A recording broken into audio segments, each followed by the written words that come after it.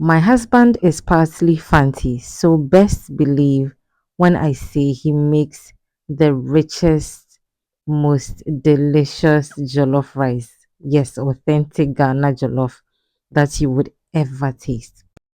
Today, I'm privileged to have him in the kitchen sharing his recipe. You better take a seat because you're going to love this one. Trust me, I'm not being biased, but this is the most delicious jollof rice recipe you would ever taste. So he bought some fried pork the previous night, which we couldn't finish. So he decided to make the jollof with it. So there was nothing in the saucepan initially, just the pork and some chopped onions. And then he added some blended onions, ginger, and garlic to saute the pork. So bear in mind, he has not added any oil yet because pork has a high fat content and he wanted that to sort of like come out of the pork before adding any extra oil. So once this fried a bit, he went ahead to add some So tomato also with the paste. tomato paste, he fried it for a while to get rid of the sour taste. And that you would need to do very well for about 7 to 10 minutes. Okay.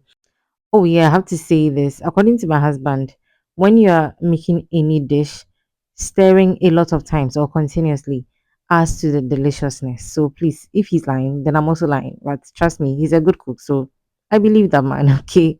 So once the tomato paste has fried beautifully, he went ahead to add blended pepper because up until this point, there was just some sliced pepper in the pork and it wasn't enough to cook the entire pot of jollof. Okay, so he added some bit of pepper, salt, and some curry powder, and then cooked it down. And also went ahead to add the oil at this point. So, like I said in the beginning, he hadn't added any oil because of the pork. Okay, so at this time it was frying beautifully. All the flavors were popping. I was even telling him that we should just cook rice and call it a day, but he was like, nah, today I'm making my jollof, so please stay back. And next, he went ahead to add some blended tomatoes. Anyway, if this is your first time here, hello, my name is Yasmi. I mean, I'm the one talking, but my husband is taking over my kitchen today. And you're welcome to the Taste and Bloom channel. Please consider subscribing and joining this amazing blooming family. And if you're a returning subscriber, thank you so much for coming back to watch the video. So he allowed the stew to simmer down gently and then went ahead to add in some mackerel. One thing about my husband, he never ever makes jollof without mackerel. We are going on. So you know why I mentioned in the intro that he's partly fancy, okay?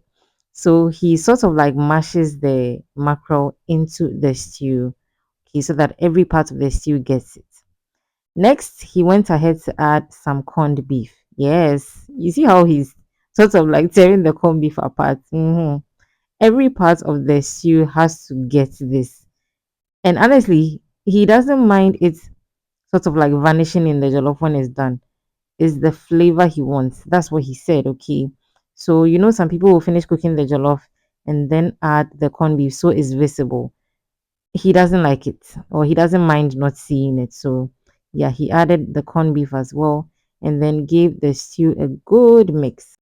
If you've watched the video till this end, I'm going to assume you love what you're watching, okay? So please give us a thumbs up down below, okay? And also let me know, is he doing an amazing job? To be honest, I feel he's a no, not like feel. I know he's a fantastic chef. I mean, this is also me advocating that he never stops cooking his jollof rice, okay? Anyway, once the stew fried down beautifully or cooked it down nicely, he went ahead to add the rice. So of course he has washed the rice to get rid of most of the starchiness or maybe all of it perhaps, and then he's mixing it into the stew. So depending on how much quantity of stew you have, just gauge your rice because you don't want it to have a very dim color, okay?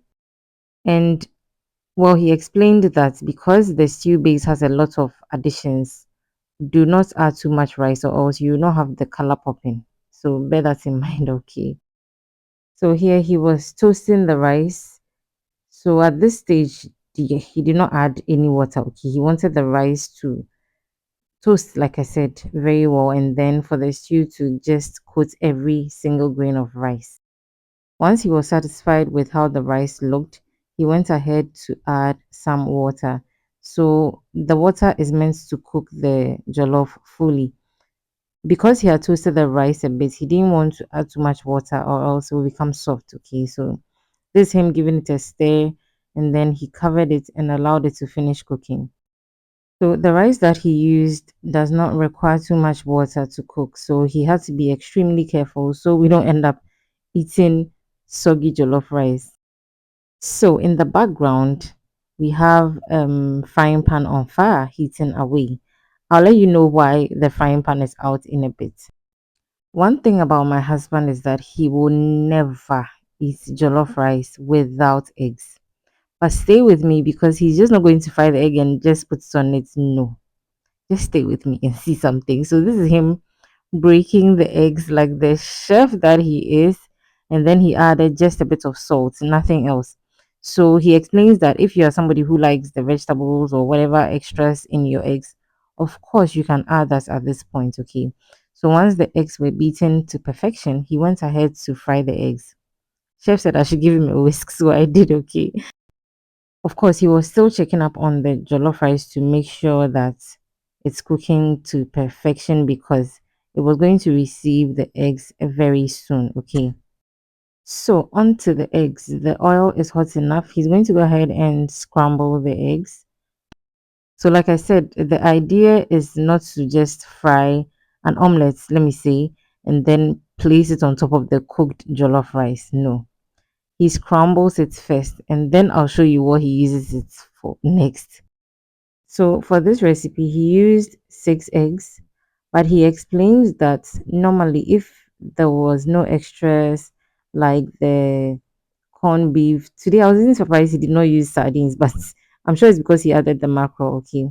So because of the extras, he didn't want to do too many eggs because normally we do 8 to 10 eggs for that quantity of jollof rice whenever he does it. Okay.